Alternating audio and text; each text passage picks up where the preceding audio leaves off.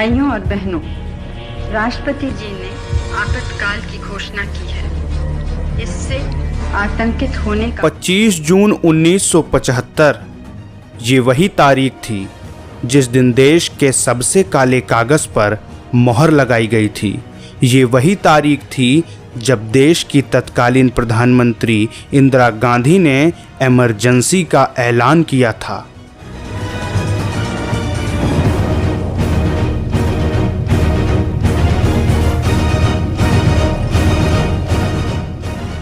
वही इमरजेंसी जिसके जख्म आज तक भर नहीं पाए, वही इमरजेंसी जिसके आड़ में संविधान की धज्जियां उड़ाई गई और लोगों के अधिकारों का खुलेआम हनन किया गया।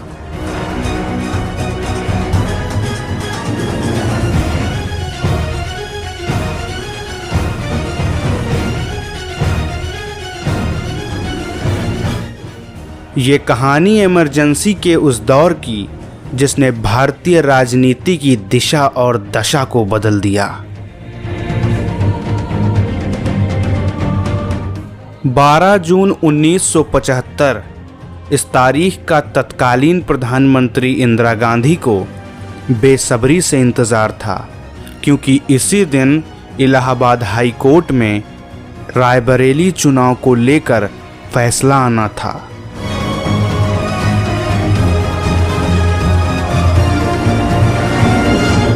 जब इलाहाबाद हाई कोर्ट के जज ने ये फैसला सुनाया कि इंदिरा गांधी को 6 साल तक मताधिकार से वंचित रखा जाएगा, इसके बाद देश की राजनीति में एक बड़ा भूचाल आ गया, जिसके बाद इंदिरा गांधी ने मदद के लिए अपने बेटे संजय गांधी को पुकारा।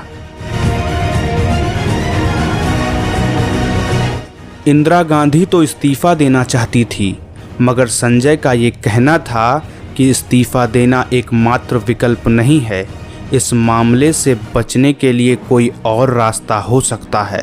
तब संजय ने फैसला लिया कि दिल्ली की सड़कों पर रोज़ाना जनसैलाब उमड़ेगा, उस जनसैलाब की ज़ुबान पर इंदिरा गांधी का नाम होगा। मगर दिल्ली से हज़ारों किलोमीटर दूर गुजरात की जनता ने अपना फैसला सुना दिया था कि उसको इंदिरा शासन नहीं चाहिए।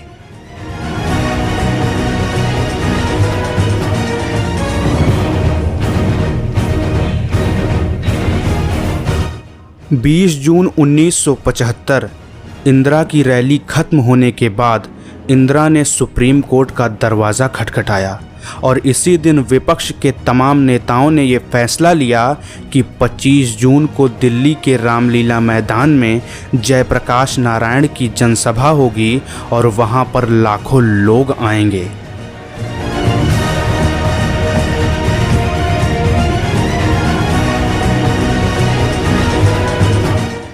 चौबीस जून को दिल्ली सुप्रीम कोर्ट का आदेश आता है कि इंदिरा गांधी प्रधानमंत्री तो रह सकती हैं, मगर संसद में वोटिंग नहीं कर सकती।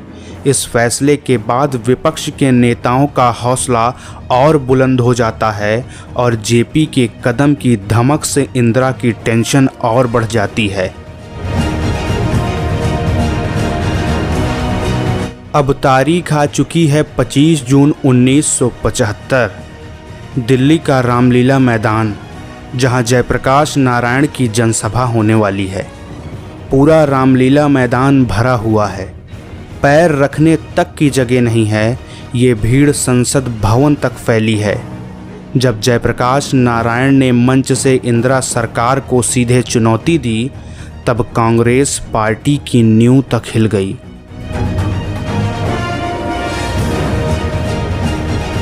पच्चीस जून की वो शाम जब दिल्ली की रायसीना हिल से प्रधानमंत्री इंदिरा गांधी का काफिला गुजरता है और राष्ट्रपति भवन की तरफ बढ़ता है, राष्ट्रपति से मुलाकात के लिए, या फिर ये कहिए कि इमरजेंसी की सूचना देने के लिए।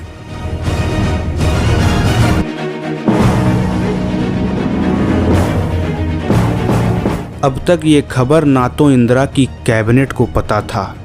26 जून की सुबह को जब इंदिरा गांधी रेडियो पर देश को संदेश देती हैं कि देश में आपातकाल की घोषणा की जाती है, मगर तब तक विपक्ष के सभी नेता गिरफ्तार कर लिए गए होते हैं और इसी दिन से देश के सबसे काले अध्याय की शुरुआत होती है, इमरजेंसी।